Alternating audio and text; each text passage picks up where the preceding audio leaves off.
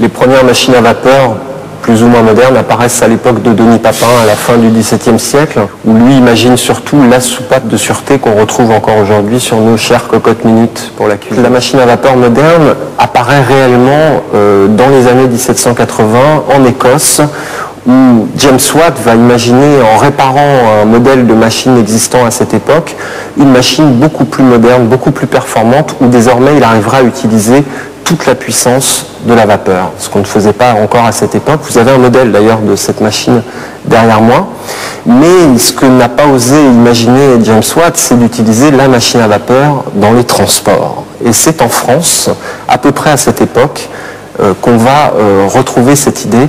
D'ailleurs, au début du XIXe siècle, les tout premiers trains de voyageurs sont tirés par des chevaux, ainsi que les premiers trains de marchandises. Et en descente, on dételle les chevaux et les trains dévalent tout seuls la pente. Mais ces techniques incertaines ne permettent pas d'aller très vite, même en descente où il vaut mieux freiner. Alors heureusement, pour remplacer tout cela, on invente bientôt la locomotive à vapeur. Dans la machine à vapeur, la combustion du charbon produit des gaz très chauds qui eux-mêmes échauffent l'eau de la chaudière. L'eau est transformée en vapeur maintenue sous pression. La vapeur est injectée dans le cylindre et exerce sa pression sur le piston.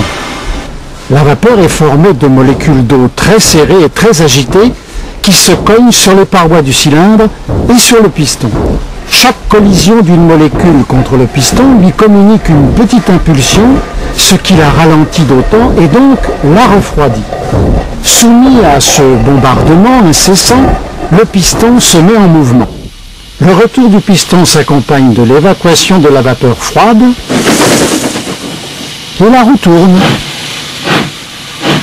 Comme dans toutes les machines thermiques, seule une petite partie de la chaleur est transformée en mouvement.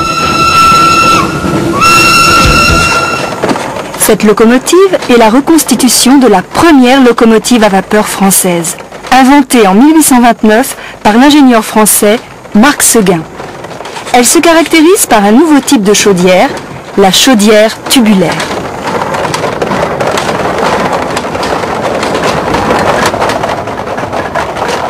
En effet, pour augmenter le rendement des premières chaudières, Marc Seguin imagine de faire traverser l'eau contenue à l'intérieur par un grand nombre de tubes brûlants.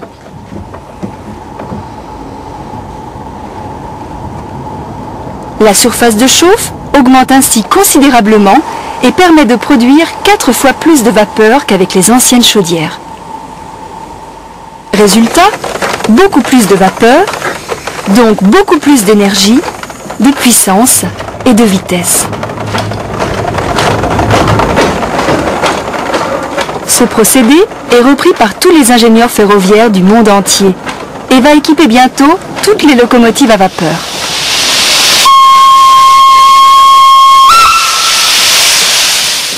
Le Fardier de Cugnot est la première automobile de l'histoire. Et comme les automobiles d'aujourd'hui, elle est équipée d'un volant. On a le moteur à l'avant, donc on a un véhicule finalement assez moderne.